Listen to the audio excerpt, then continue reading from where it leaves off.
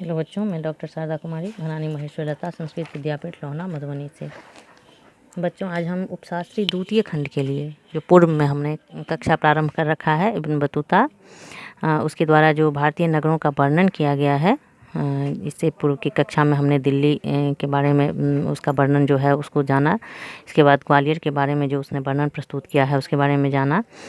तो उसी क्रम को आगे बढ़ाते हुए बच्चों, आज हम जो उसने दौलताबाद के संबंध में, उसके संगीत के संबंध में जो उसने बाज़ारों का वर्णन किया है, उसके अलावा जो अन्य उसके विवरण है उसको जानेंगे।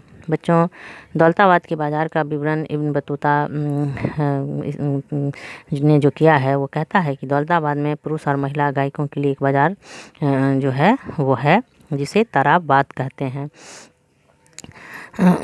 इस बाज़ार के बारे में उसका कहना है कि बाज़ार जो था वो विशाल और सुंदर बाज़ारों में से एक था, और यहाँ बहुत सी दुकानें थी, और प्रत्येक दुकान में एक ऐसा दरवाज़ा होता था जो मालिक के घर की ओर खुलता था, जो उसके आवास की ओर खुलता था। दुकानों को जो है वो कालीनों से सजाया जाता था, और दुकान के मध्य में झूला लगाया जाता था, जिस पर गायिका जो है वो बैठती थी और सजी धजी होती थी। उसकी सेविकाएं जो है गायिका की, वो उसको झूला झुलाती रहती थी। और बाज़ार के मध्य में जो है सो वो बताता है कि एक विशाल गुंबद खड़ा है, जिसमें कालीन बिछाए गए हैं और सजाया गया है। इसमें प्रत्येक गुरुवार की सुबह जो है इबादत के लिए संगीतकारों के प्रमुख अपने सेवकों के साथ स्थान ग्रहण करते हैं। यानी उसके विवरणों में, इस विवरणों से हमें इस बात का पता चलता है कि जो बाज़ार था जिसमें एक विशाल गुंबद था और कालीन बिछा करके उसको सजाया गया था। गुरुवार की सुबह जो है इबादत के लिए संगीतकारों के प्रमुख अपने सेवकों के साथ स्नान ग्रहण करते थे। गायिकाएं जो है वो एक के बाद एक झुंडों में उनके समक्ष जो है आकर गान प्रस्तुत करती थी, गीत गाती थी, नाचती थी, जिसके पश्चात वो चले जाते थे। इसी बाज़ार में एक मस्जिद का वर्णन करते हुए वो बताता है कि इबादत के लिए मस्जिद बनी हुई थी, और हिंदू शासकों में से या फिर जो मुस्लिम शासक होते थे, दोनों जो है वो जब इस बाज़ार से गुजरते थे तो उतर करके गुंबद में आते थे, और गायिकाएँ उनके समक्ष जो है वो गान प्रस्तुत करती थी। चाहे वो हिंदू शासक हो या मुस्लिम शासक हो, दोनों के समक्ष ये गायिकाएँ गान प्रस्तुत करती थी। इसके बाद जो है संचार व्यवस्था का वर्णन करते हुए, उसकी प्रशंसा करते हुए इब्न बतूता ने डाक व्यवस्था का जो है वो वर्णन किया है। वो लिखता है कि भारत में 2 प्रकार की डाक व्यवस्था है। अश्व डाक व्यवस्था, जिसे उलूक कहा जाता है, हर 4 मील की दूरी पर स्थापित राजकीय घोड़ द्वारा ये चालित होती है।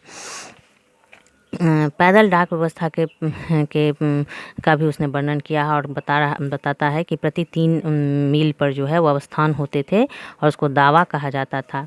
1 मील का 1 तिहाई होता था।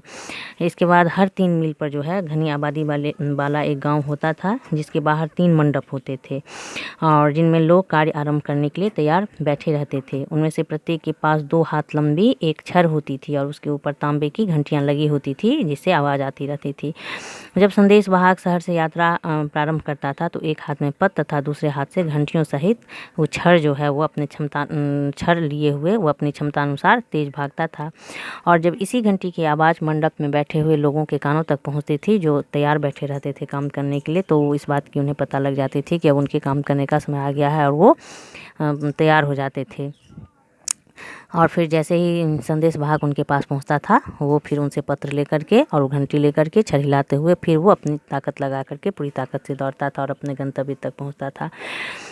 तो डाक व्यवस्था का वर्णन करते हुए वो जो है सो काफ़ी प्रशंसा करता है इब्न बतूता। इसके अलावा आर्थिक गतिविधि के बारे में उसने जानकारी दी है कि कपास, गेहूँ, चावल, नारियल, मसाले, शॉल आदि जो है सो अरब, मेसोपोटामिया, खुरासान एवं ईरान को भेजे जाते थे, उधर वहाँ निर्यात किए जाते थे।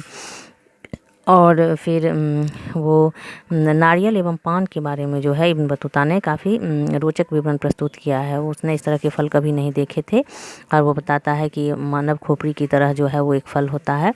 पान के बारे में बताता है कि इसको लोग चबा के खाते हैं किस तरह से। उसने पहली बार देखा था, और उसके बारे में उसने विस्तृत वर्णन किया है। लंका से दालचीनी एवं हाथी, चीन से मुर्गे व बांस की डलियाँ एवं मेसोपोटामिया से कालीन का जो है आयात किया जाता था। इसकी जानकारी हमने इब्न बतूता के रहला से प्राप्त होती है। इस प्रकार से हम बच्चों देखते हैं कि इब्न बतूता ने जो अपनी यात्रा वृत्तांत रहला में वर्णन प्रस्तुत किया है, जिसमें खिलजी एवं तुगलककालीन भारत की न्यायिक, आर्थिक, भौगोलिक, राजनीतिक एवं सामाजिक स्थिति, डाक, सड़क तथा गुप्तचर व्यवस्था, कला एवं स्थापत्य, कूटनीति तथा दरबारी षड्यंत्रों एवं तत्युगीन लोगों के आचार विचार की तथ्यपरक व निष्पक्ष जानकारी उसके पुस्तकों से हमें प्राप्त होती है। ये निश्चित रूप से कहा जा सकता है कि उसका यात्रा वृत्तांत तत्युगीन इतिहास लेखन का एक महत्वपूर्ण स्रोत है। अपनी कई वर्षों की लंबी यात्रा में उसने कई प्रकार के कष्ट झेले थे। चीन से मक्का, मिस्र होता हुआ वह वापस अपनी मातृभूमि तंजीर पहुंचा था। भारत से भी वो चीन गया था राजदूत बन करके। तो उसका जो यात्रा वृत्तांत है वो भारत से वापस लौटने के बाद उसने लिखा था। इसलिए उसे न तो कोई भारतीय सुल्तानों का कोई भय था और ना ही कोई उस पर प्रेशर था। इसलिए जो उसके विवरण है वो अत्यधिक प्रामाणिक प्रतीत होते हैं। डॉक्टर ईश्वरी प्रसाद का कहना है कि इब्न बतूता के कथनों की सत्यता के विषय में कोई संदेह नहीं हो सकता।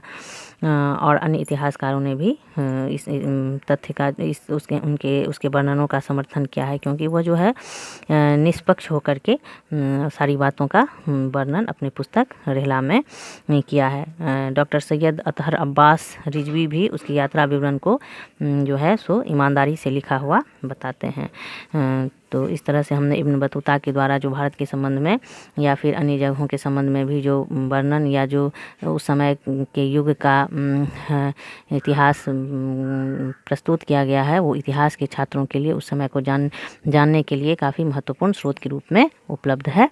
बच्चों, आज के लिए इतना ही। अब अन्य कक्षा में हम जीन बैप्टिस्ट टेवर्नियर उसके बारे में जानेंगे कि वो जो भारत की यात्रा पर भारत आया था और उसने अपने यात्रा वृत्तांत में किस तरह का विवरण प्रस्तुत किया है, उससे संबंधित बातों पे हम अन्य कक्षा में अध्ययन करेंगे। आज के लिए इतना ही।